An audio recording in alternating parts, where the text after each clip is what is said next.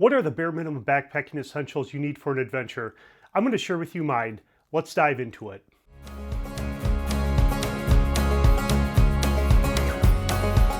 This is Aaron with Just Start Outdoor Adventures. You may be new to backpacking and wondering what to spend your hard-earned money on, or you may be looking to pare down some unnecessary gear for your next adventure. Regardless, I've developed a list of what is actually needed based on my experience.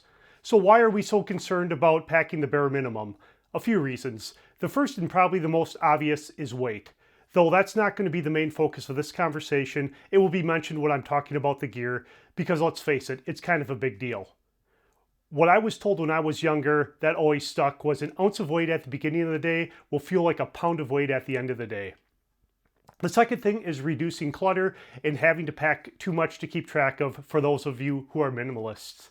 And the final thing is getting a baseline starting point on what you need to have and adding creature comforts from there if you have the room and or weight to add. The gear you choose, even the bare essentials, are going to depend on multiple factors. Not everyone is going to be the same. Some factors that will affect what you bring are the seasons or weather, your physical ability, the environment, terrain, and distance you're traveling. For the purpose of this conversation, I chose the bare minimum gear for a typical solo multi-day backing trip with mild weather conditions. I specified solo because if you're backpacking with someone else, there's going to be a handful of gear that you'll be able to share. I'll show you my gear and explain my reasons for packing it. I'll also go over a few additional options I tend to carry outside of my bare minimum. Before we dive into it, I'd like to take a moment to mention, if you like what you're hearing, please subscribe to and like this channel and drop a comment if you wish. What other outdoor adventure topics would you like me to cover? Let me know your bare minimum essentials. Your support is appreciated more than you know. All right, let's start with the pack. This is the one I use.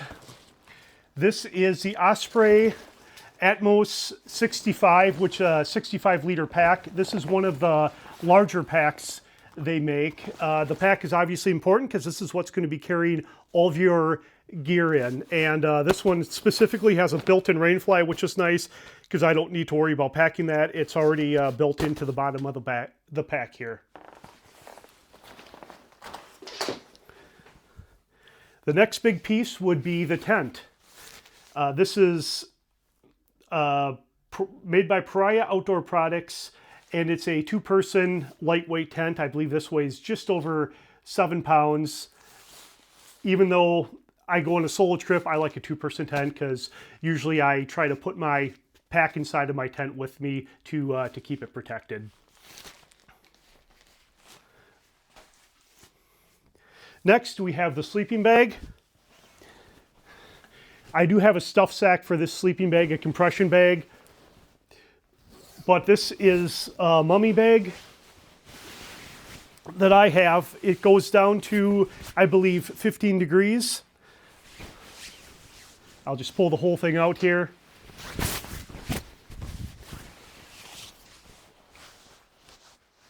And I believe the brand of this one is Sierra Designs. And I keep it stored loose when I'm not using it, but when I actually am packing it, I have this nice compression sack that compresses it down so it fits in my pack nicely. If you prefer, and the weather's really warm, you could even use a sleep liner like this one, or you could pair this with your sleeping bag if it's really cold. I don't normally bring this just because this is warm enough, but if it's going to be real warm weather and you feel you don't even need a sleeping bag, a sleep liner may get you by. Next is a sleeping pad. This is an inflatable sleeping pad. I actually picked this one up at Walmart on clearance. It's made by Climate. It's very lightweight and I've been impressed with it so far, and it fits nicely in my pack. Next, we'll move to the rain jacket. Rain jacket's an essential piece of gear. You don't necessarily need the rain pants, but it's always nice to have some sort of protection if it starts to rain, and really your upper body is what you're mainly concerned of. You can throw in rain pants if you want. I have a matching set, but for sure I always throw in my my rain jacket. And staying on the topic of clothes, I pack a spare change of clothes. What I do is put everything in a Ziploc bag because I can compress it down and it's waterproof, and Ziploc bags are cheap.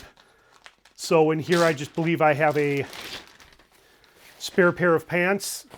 I prefer the zip-off pants. It's a 2-for-1 deal. You have shorts and you have pants if you need it. If I'm wearing a long pair of zip-off pants, usually I'll pack a pair of shorts because most of the time in warmer weather, you're usually hiking in shorts. Spare pair of socks. Thermal hat for the mornings or evenings, because even in the summer, depending where you're at or what elevation you're at, it can get very chilly. So thermal hat's really nice to have as well. I always pack some sort of base layer, long sleeve shirt, especially when you get to camp after a long day and you get all cleaned off and want something warm to change into. This is a wool base layer shirt. This is I believe this is merino wool. I believe I picked this up at REI, but nice, comfortable, warm wool underlayer when it gets a little chilly. Next thing is a thermal jacket, or a puffer jacket as they like to call them. This is just a cheapie I picked up. As you can see, it collapses very nicely, so I have a little bag I store this in.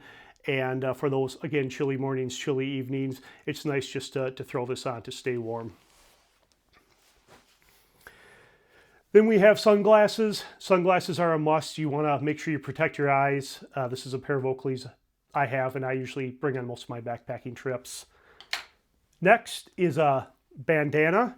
These are very multi-purpose. Usually I'll have it tied around my head, but it works good as a sling or a washcloth, or if you need to got a wound you need to tie up. Their bandana is very multi-purpose.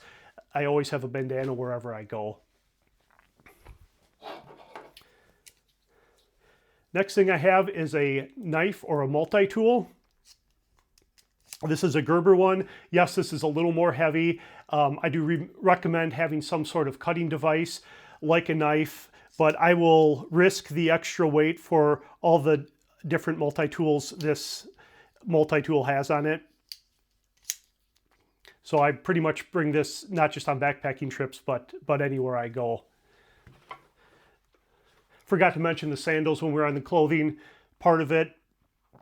These are some Birkenstock. Nice to slide on after a long day of hiking. You want to get out of your boots, get into something more comfortable. I love these. They're waterproof, obviously. You can walk in the water with them. You can wear them with socks. And it's nice and comfortable to slip into these after a long day on the trail. So these are a must, lightweight. You can hang them off your pack or whatever. Moving on to the food part of it. I like to have a hot meal, so I pack this little MSR stove. It's super lightweight and compact, and it just screws on top of the fuel tank here, this MSR fuel tank.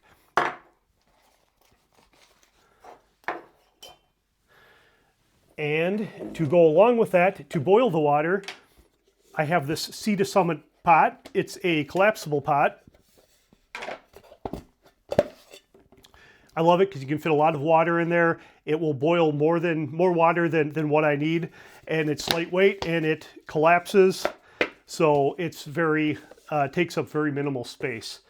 Also, my little spoon and fork combo. This works great for meals. It's not the most comfortable to use, but when you're in the bush, it doesn't really matter. And while we're on food, don't forget to pack food. I like these dehydrated meals, these freeze-dried meals that come in the bags like this. First off, I don't need to bring another bowl to eat it in, and it's less mess I have to clean up. So I just boil the water, dump it in here, you let it sit, and boom, here's your meal. Ziploc it up. It compacts down nicely so you can pack your garbage out. A couple other things that I like to bring. I love these Honey Stinger Energy Waffles, and then shot blocks while I'm on the trail. I'm not going to go through all the food, but don't forget to pack your food.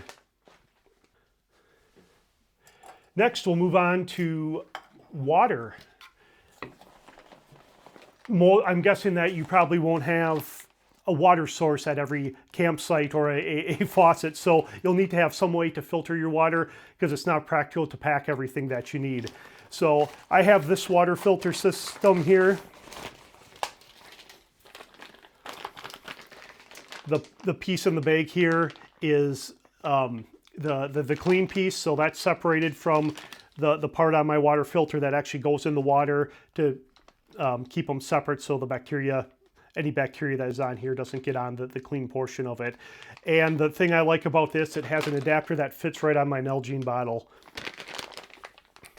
And speaking of water bottles, I have a couple of these Nalgene bottles. I've had these for quite a while now. They work great and it gets me through the day. Also, you have these aqua tabs, just another way to purify the water and make it safe to drink if you don't have a water filtration system. There's so many different types of water filtration systems out there to get yourself clean drinking water.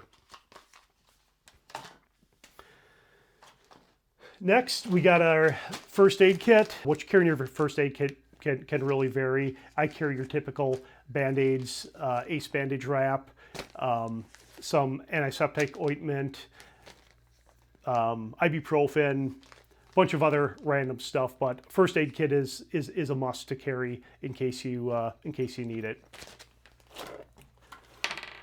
I also carry some paracord. I believe I got 25 feet of it here. This is good multi-purpose, especially if you get in an emergency situation. It also works good for a clothesline if you need to dry out your clothes after a nice wet hike. And if you need to repair your shelter or whatever, this is awesome to bring with for whatever you need it for. Next is some sort of device for starting a fire. I actually just found this little butane lighter the other day. It works great because it starts even in windy or damp conditions. You should always have some sort of way to start a fire if you need it, regardless if you're going to have a campfire or not. Next is a map and compass. You don't necessarily need these depending on where you're backpacking, how well you know the terrain, but if you get lost or you're on unfamiliar territory, learn how to use your compass, and a map and compass are always essential to have for survival in case you do end up getting lost.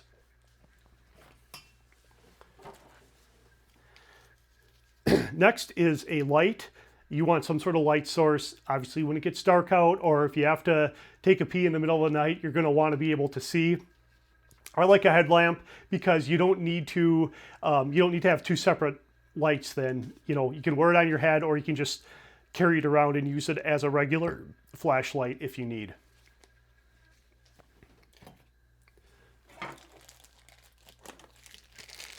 Toothbrush, personal items. I have this little travel toothbrush.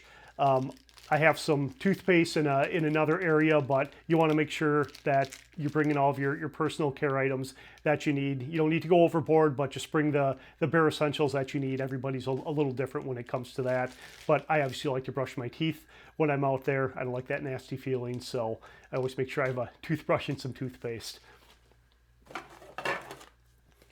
Next, a trowel and toilet paper. If you're out there for any more than a day, more than likely you're going to need to go, and you're going to need to wipe, and you're going to need to bury it. Don't need to say any more on that. And I like to carry one of these towels. They dry real quick and they absorb moisture real well. Good multi-purpose. You can throw water on it, put it around your neck to cool you down, or to wipe your face off or whatever. Very lightweight, easy to throw in your pack and dry off during the day too. So they're very handy to have. I almost forgot to mention the bear canister. Depending where you're going, some parks require you to have a bear canister. Like I had to have this one when I went to Rocky Mountain National Park. So I picked this one up at REI, I believe. This is a Bear Vault brand. They're kind of bulky. You can get them in different sizes. I think this is a medium-sized one. But if you need it, you need it. There's no way to get around it. Next are trekking poles. You don't necessarily need these. They've been a go-to for me. All right, so what are some other items that I carry that don't necessarily have for bare essentials, but I usually carry because I like to have? The first is a little inflatable pillow. You can use your clothes stuffed in a Ziploc bag or just balled up. That I've used that plenty of times for a pillow, but I came across this little pillow made by the same brand as my sleeping pad, Climate. It works really well. The older they get, the more creature comforts you're going to want to, I find myself throwing in there. I also have this larger pocket towel. Usually if I'm somewhere, I like to wash off at the end of the day. So this towel is quick drying, absorbs water really well. It packs up real nice, so I'll throw this in my pack. If you're in a real buggy area, bug spray and a head net are a must. I absolutely hate wearing bug spray. I will do whatever I can not to wear it unless it's absolutely necessary, but this is something I'll throw in. Again, if you're in bear country, bear spray, it's not a must, but to give you a peace of mind, it may be worth carrying. I did bring this when I went to Rocky Mountain National Park the other year. Never had to use it, thankfully. And camp suds, if you plan on doing any dishes or washing, this is environmentally safe. Soap, I always bring this with just in case. It adds a little more weight, but if you know, I have it if I need it. Carabiners, they're always great for hanging anything off your pack. Great additional little piece of gear to carry. And then this very lightweight aluminum cup. I bring this on every trip. I usually like to make a little instant coffee in the morning or bring some tea and make it. So I hang this off my pack. This is a super lightweight little aluminum cup. Plus it has the measuring marks on here too, so I can measure out the water. So this is what I'd focus spending my money on. If you're looking for ultralight gear, you're going to be looking at spending a few more bucks on it for the reduction in weight. My list of gear is in the description. I also included the brand of most of it.